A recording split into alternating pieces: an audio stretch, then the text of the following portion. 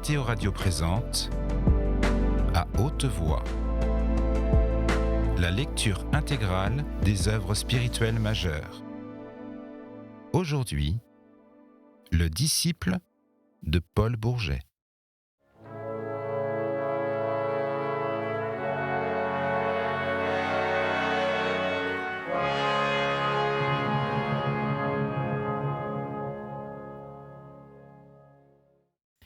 Paragraphe 3. Transplantation. Je fis à la suite de cette année d'études, peut-être trop vivement poussée, une assez grave maladie qui me força d'interrompre ma préparation à l'école normale. Une fois guéri, je redoublai ma classe de philosophie, tout en suivant une partie des cours de la rhétorique. Je me présentai à l'école vers cette date, qui est aussi celle où j'eus l'honneur d'être reçu chez vous. Les événements qui suivirent, vous les connaissez. J'échouai à l'examen. Mes compositions manquaient de ce brillant littéraire qui ne s'acquiert que dans les lycées de Paris. En novembre 1885, j'acceptai d'entrer comme précepteur chez les Jussat-Randon. Je vous écrivis alors que je renonçais à mon indépendance afin d'éviter de nouvelles dépenses à ma mère. Il se joignait à cette raison l'espoir secret que les économies réalisées dans ce préceptorat me permettraient, une fois ma licence passée, de préparer mon agrégation à Paris. Le séjour dans cette ville m'attirait surtout, mon cher maître, je peux bien vous l'avouer aujourd'hui, par la perspective de me loger auprès de la rue Guy de la Brosse. Ma visite dans votre ermitage m'avait produit une impression bien profonde.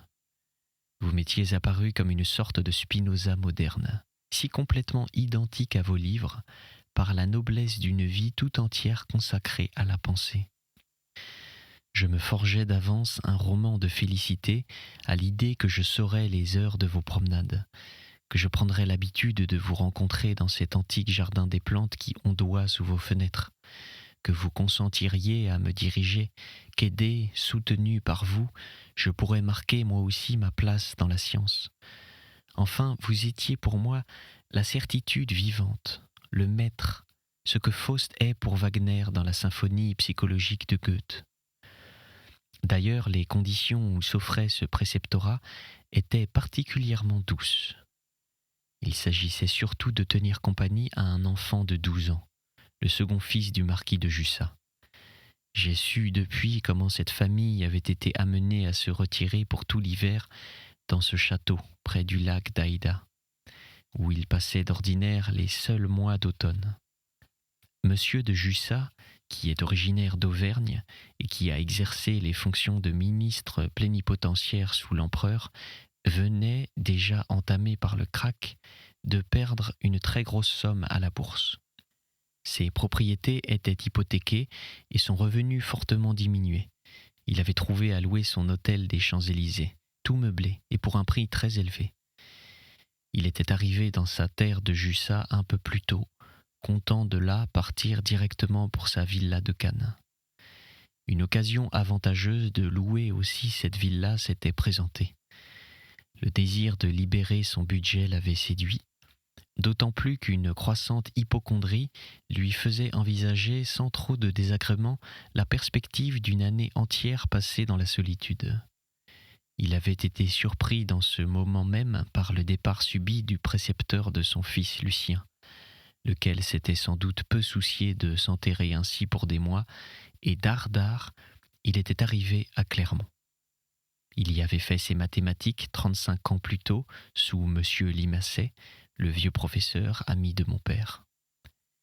L'idée lui était venue de demander à son ancien maître, un jeune homme instruit, intelligent, capable d'entretenir Lucien dans ses études pour toute cette année. Il offrait 5000 francs. Monsieur Limassay pensa très naturellement à moi, et j'acceptai, pour les raisons que je vous ai dites, d'être présenté au marquis comme candidat à cette place.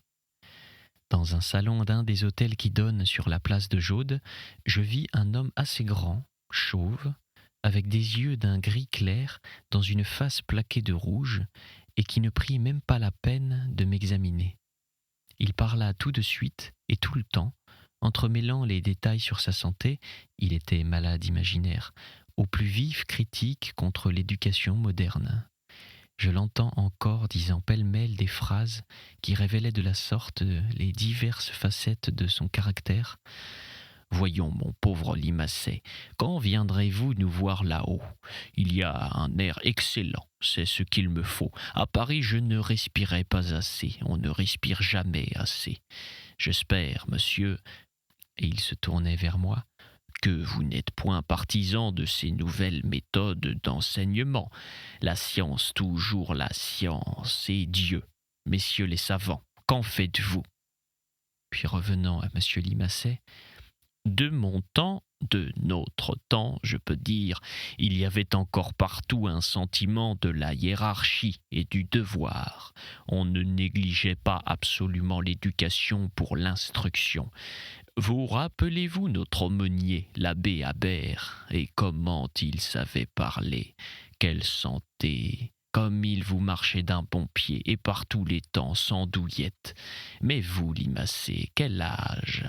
70 ans, hein, 70, et pas une douleur, pas une. Vous me trouvez mieux, n'est-ce pas, depuis que je vis dans la montagne. Je ne suis jamais bien malade, mais toujours quelques petites choses. Tenez, j'aimerais mieux l'être vraiment malade. Au moins, je me soignerai. » Si je vous apporte ces incohérents discours, tels qu'ils me reviennent à la mémoire, mon cher maître, c'est d'abord pour vous montrer ce que vaut l'intelligence de cet homme qui, je le sais par ma mère, s'est permis de démêler à mon procès votre nom vénéré. C'est aussi pour que vous compreniez bien dans quelle disposition j'arrivais 4 jours après cette conversation à ce château où je me suis heurté contre de si terribles hasards. Le marquis m'avait agréé dès cette première visite, et il avait tenu à m'emmener dans son landau. Durant ce trajet de Clermont à Aïda, il eut le loisir de me raconter toute sa famille. Il m'expliqua successivement, avec ce bavardage invincible qui est le sien, et toujours coupé par quelques rappels de sa personne, que sa femme et sa fille n'aimaient pas beaucoup le monde et qu'elles étaient d'excellentes ménagères, que son fils aîné, le comte André, se trouvait chez lui pour 15 jours, et que je n'eusse pas à me froisser de sa brusquerie, car elle cachait le meilleur des cœurs, que son autre fils Lucien avait été très souffrant, et que la grosse affaire était surtout de lui rendre la santé. Puis sur ce mot de santé, il partit, et après 1 heure de confidence sur ses migraines, ses digestions, ses sommeils, ses mots passés, présents et futurs, fatigué sans doute par l'air vif et par ce flux de paroles, il s'endormit dans le coin de la voiture. Je me souviens si nettement des plans que je roulais dans ma tête, tandis que, délivré de ce fâcheux, l'objet déjà de mon plus entier mépris, je regardais le beau paysage que nous traversions entre des montagnes ravinées et des bois jaunis par l'automne, avec le puits de la Vache à l'horizon dont le cratère s'échancre, tout déchiré, tout rouge de poussière volcanique. Ce que j'avais vu déjà du marquis, ce que ses discours m'annonçaient de sa maison, aurait suffi si je n'avais pas été préparé à cette idée par avance pour me convaincre que j'allais être exilé parmi ceux que j'appelais les barbares. Je donnais ce nom depuis des années aux personnes que je jugeais irréparablement étrangères à la vie intellectuelle. La perspective de cet exil ne m'effrayait pas. La doctrine d'après laquelle je devais régler mon existence était si nette dans ma tête. J'étais résolu à ne vivre qu'en moi, à n'habiter que moi, à défendre ce moi contre toute intrusion du dehors.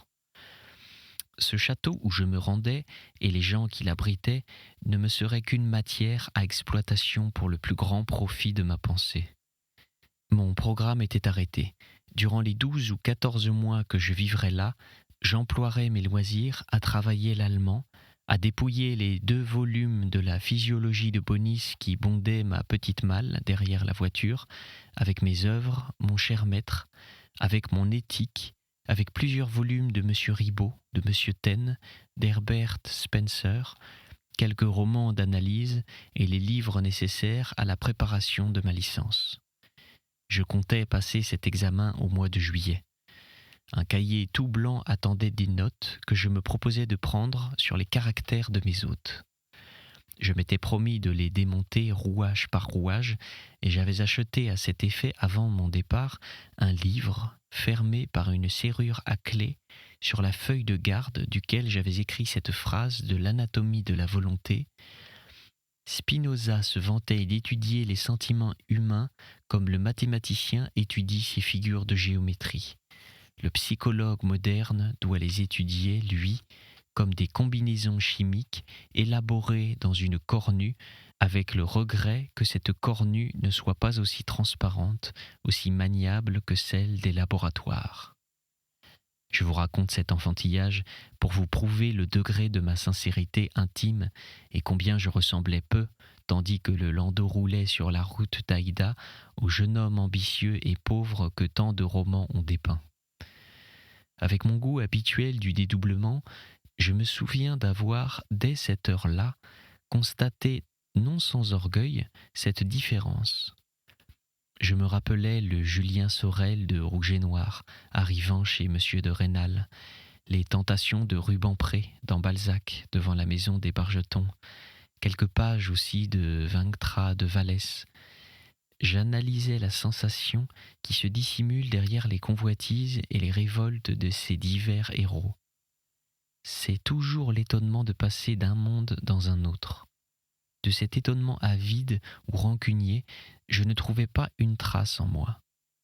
Je regardais le marquis sommeiller, enveloppé par ce frais après-midi de novembre, dans une fourrure dont le col relevé cachait à demi son visage. Une couverture garantissait ses jambes, d'une laine souple et sombre.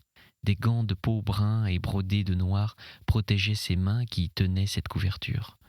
Son chapeau, d'un feutre aussi fin que la soie, s'abaissait sur ses yeux. Rien que ces détails représentaient une sorte d'existence bien différente de la nôtre, de la pauvre et mesquine économie de notre intérieur que la propreté méticuleuse de ma mère sauvait seule de la misère. Je me réjouissais de n'éprouver aucune envie, pas le plus petit atome devant ces signes d'une fortune supérieure, ni envie, ni timidité. Je me tenais bien en main, sûr de moi-même, et cuirassé contre toute vulgaire atteinte par ma doctrine, votre doctrine, et par la supériorité souveraine de mes idées. Je vous aurais tracé un portrait complet de mon âme à cette minute, si j'ajoute que je m'étais promis une fois pour toutes de rayer l'amour du programme de ma vie. J'avais eu, depuis ma première aventure avec Marianne, une autre petite histoire que je vous ai passée sous silence avec la femme d'un professeur du lycée, si absolument sotte, et avec cela si ridiculement prétentieuse, que j'en étais sorti raffermi plus que jamais dans mon mépris pour l'inintelligence de la dame, comme je disais d'après Schopenhauer, et aussi dans mes dégoûts pour la sensualité. J'attribue aux profondes influences de la discipline catholique cette répulsion à l'égard de la chair qui a survécu en moi au dogme de la spiritualité. Je savais bien, par une expérience trop souvent répétée, que cette répulsion était insuffisante pour empêcher mes chutes dans le désir sensuel. Mais je savais aussi que ce désir naissait en moi, au temps de Marianne, par exemple, par la certitude de son assouvissement. Et je comptais sur la solitude du château pour m'affranchir de toute tentation et pratiquer dans sa pleine rigueur la grande maxime du sage ancien, faire remonter tout son sexe dans son cerveau. Ah, cette idolâtrie de mon cerveau, de mon moi pensant, je l'ai eue si forte que j'ai songé à étudier les règles monastiques pour les appliquer à la culture de cette pensée. Oui, j'ai projeté de faire tous les jours mes méditations comme les moines sur les quelques articles de mon credo philosophique, de célébrer chaque jour comme les moines la fête d'un de mes saints à moi, de Spinoza, de Hobbes, de Stendhal, de Stuart Mill, de vous, mon cher maître, en évoquant l'image et les doctrines de l'initiateur ainsi choisi et m'imprégnant de son exemple. Je comprends que tout cela était très jeune et très naïf. Du moins, vous le voyez, je n'ai pas été celui que cette famille flétrit aujourd'hui. le plébéien intrigant qui rêve à un beau mariage, et si l'idée de la sélection de mademoiselle de Jussat entra en effet dans mon esprit, ce fut implanté, inspiré, pour ainsi dire, par les circonstances. Je ne vous écris pas pour me peindre sous un jour romanesque, et je ne vois pas pourquoi je vous cacherais que parmi ces circonstances, qui devaient me pousser vers cette entreprise de séduction, si éloignée de mes sentiments d'arrivée, la première fut l'impression produite sur moi par le comte André, par le frère de cette pauvre morte, dont le souvenir, à présent que j'approche du drame, se fait vivant pour moi jusqu'à la torture. Mais remontons-y à cette arrivée. Il est près de 5 heures, le landau marche plus vite, le marquis s'est éveillé, il me montre la nappe frissonnante du petit lac d'Aïda, rose et froide, sous un ciel du couchant qui empourpre les feuillages séchés des hêtres et des chênes, et là-bas le château, une grande bâtisse de construction moderne, blanche, avec ses tours trop grêles et ses toits en poivrière, se rapproche à chaque lacis de la route grise. Le clocher d'un village, d'un hameau plutôt, dresse ses ardoises au-dessus des quelques maisons à toit de chaume. Il est dépassé. Nous voici dans l'allée d'arbres qui mène au château, puis devant le perron et tout de suite dans le vestibule. Nous entrons dans le salon. Qu'il était paisible ce salon, éclairé par les lampes aux larges abat-jours, avec le feu qui brûlait gaiement dans la cheminée. Et par groupe, la marquise de Jussat travaillait avec sa fille à des ouvrages au crochet pour les pauvres. Mon futur élève regardait un livre d'images debout contre le piano ouvert avec sa musique. La gouvernante de mademoiselle Charlotte et une religieuse se tenaient assises plus loin et causaient. Le comte André parcourait un journal qu'il déposa au moment de notre arrivée. Oui, que ce salon était paisible. Et qui m'eût dit que mon entrée marquait la fin de cette paix pour ces personnes qui se dessinent à cette seconde dans le champ de vision de mon souvenir avec une netteté de portrait. J'aperçois le visage de la marquise d'abord, de cette grande et forte femme aux traits un peu gros, si différent de l'aspect que mon imagination ignorante eût donné à une grande dame. Elle était bien, en effet, la ménagère modèle dont m'avait parlé le marquis, mais une ménagère d'une éducation accomplie. Et tout de suite, rien qu'en me parlant de la belle journée que nous avions eue pour notre voyage, elle me mit à mon aise. J'aperçois le profil effacé de mademoiselle Élisa Larget, la gouvernante, et dans cette figure terne, le sourire toujours approbateur de la vieille fille, type innocent de servilité heureuse, d'une calme vie en complaisance et en félicité matérielle.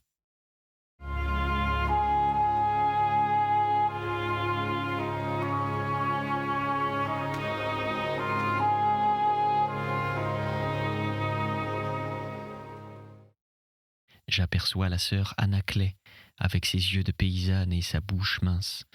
Elle logeait en permanence dans le château pour servir de garde-malade au marquis, toujours préoccupé d'une attaque possible. J'aperçois le petit Lucien et ses grosses joues d'enfant paresseux. J'aperçois celle qui n'est plus, et sa taille fine dans sa robe claire, et ses yeux gris si doux dans leur pâleur, et ses cheveux châtains, et la coupe allongée de son visage, et le geste par lequel sa main offrait à son père et à moi une tasse de thé contre le froid de la route. J'entends sa voix disant au marquis « Père, avez-vous vu comme le petit lac était rose ce soir ?»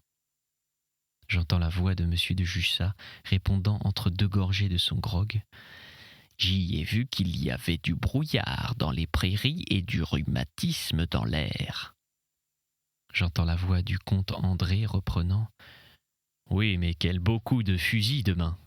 Puis se tournant vers moi, « Vous chassez, monsieur Gresloup ?»« Non, monsieur, » lui répondis-je. « Montez-vous à cheval ?» me demanda-t-il encore. Pas davantage. « Je vous plains ?» fit-il en riant.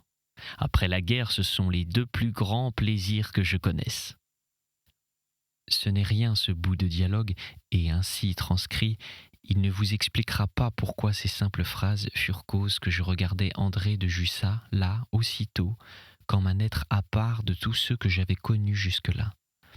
Pourquoi, une fois monté dans ma chambre, où un domestique commença de déballer ma malle, j'y pensais plus encore qu'à sa fragile et gracieuse sœur, ni pourquoi, à la table du dîner et toute la soirée, je n'eus d'observation que pour lui.